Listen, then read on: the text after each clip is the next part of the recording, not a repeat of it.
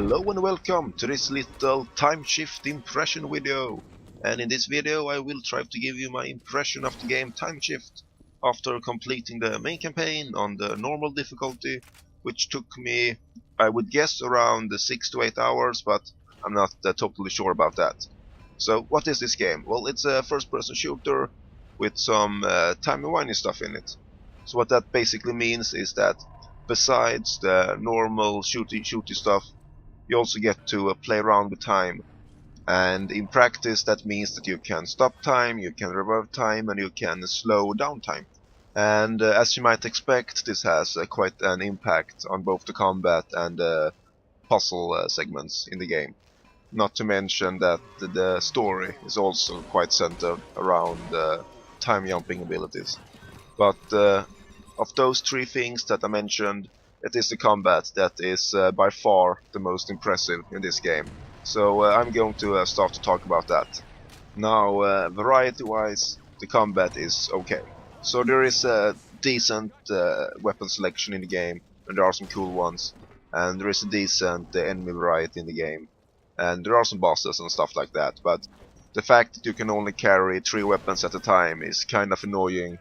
And in regards to the enemy variety, even though the gameplay-wise do differ and there are a couple of different enemy types, they do look quite samey and they do feel quite samey. And if they could perhaps have added some non-humanoid characters or something like that, I think it would really help the game. And bosses-wise, it really wasn't all that fun. It was basically big guys that you had to shoot a whole bunch of rockets at. So they didn't steal the show at all. But all of these 3 things were decent, but they are not the reason that I enjoyed the combat as much as I did. So one of the things that I really enjoyed about this game is how meaty the combat feels. So when you shoot at the wall, big bullet holes appears and dust is spread everywhere and so on. But when you shoot at enemies, a cloud of blood is created and so on. So it feels extremely meaty, and I'm probably not describing it very good, but as you can see in the video, hopefully, it all looks very cool. And it just creates this extremely cool atmosphere, not to mention that it makes your weapons feel extremely powerful. And the fact that you can slow down time and so on makes this even better, because when you are running around in the slow down time, it looks and feels just incredible with all the dust and blood everywhere and stuff like that. And if you have played the Fear games, then you probably know what I'm talking about. And when I'm mentioning Fear, I should probably go into the whole slow motion aspect of the game. So the combat in this game is very much based around the idea of manipulating time. So without it, you die pretty fast. Even though you can regenerate health, you die pretty fast. So it's very much based around you playing around with time to get ahead in the combat, because you get to face quite a lot of enemies at the same time, and it's extremely vital that you use your time manipulation as best as possible. And slowing down time and running around and blasting enemies is as fun as you would expect. And stopping time is also quite a cool feature, because if a grenade gets near you, just stop time and run away and so on, or run up ahead to the enemies and steal their weapons. I mean, it's stuff like that that I find extremely cool. And there's a lot of stuff like that in this game. You can shoot a weapon out of enemy hands and so on. And overall, the combat feels, even though it's hardly anything new or anything like that, it still feels very competent, and it looks cool, even though it's quite an old game. So I was really quite blown away by the combat. I believe that you can compare this game to Fear with a straight face. That is saying quite a lot. Now I do believe that Fear is perhaps a bit sharper. I think the combat is a bit smoother and weapons are a bit more fine, and the AI is also perhaps a bit more interesting. That is not to say that the AI in this game is bad, not at all.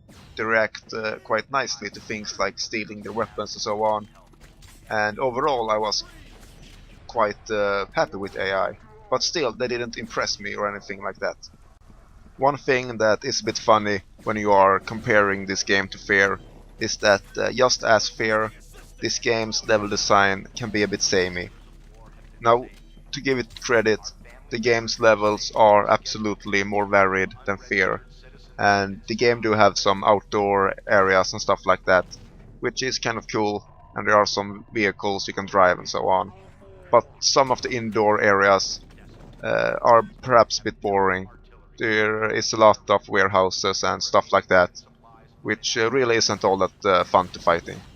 Now, difficulty-wise, I found it to be perhaps a bit too easy, because even though you die pretty fast, both your health and your time ability regenerates quite fast, and you can run around quite a long time in slow down time mode and so on, and blast quite a huge amount of enemies.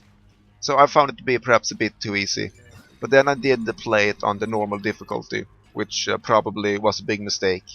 And I would probably suggest that you play it on half the difficulty than normal, if you feel like you can handle yourself in a first-person shooter. Okay, so another thing that I mentioned is the vehicles, and they don't really take a huge part of the game, and there is basically just an outdoor area or two that you can use some scooter-like vehicle, and it controls fine, and you can run over people in slow motion, so that is fine, but it doesn't really have any huge impact on the game. There are also some turret sections in the game, and frankly they are quite boring, but they are quite easy, and you can get through them quite fast. Okay, so as I mentioned before, there are also some puzzle segments in this game, and they do work quite alright. There are often traps and stuff like that that you have to get through by using your time abilities. And sometimes there are the moving platforms or stuff like that, where you need to reverse time and so on to get forward. And they work alright. They're nothing spectacular, but it it breaks up the big shooting segments, so that is kind of nice. Now, plot-wise, there is a plot, but the plot is very much separated from the gameplay. And I actually didn't pay much attention to the cutscenes, so I won't criticize it too much, but it is, as I mentioned before, very much separated from the gameplay. And I wasn't impressed with the things I saw from it. The basics of it is that some researchers research this timeshift suit, and one researcher goes back in time or something like that and creates this dystopia, and the other researcher follows him to stop him and blah blah blah, and then there is a revolution and something like that. But I wasn't all that impressed with it, but it may have been good, so I won't criticize it too much. Okay, so I guess that was my thoughts after completing this game. If you have gotten this far, then thank you for watching this video. I hope that you have enjoyed it, and bye bye bye.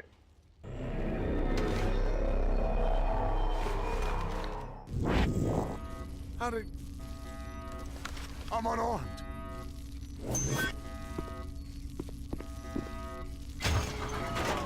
Security system deactivated. Wait, don't shoot.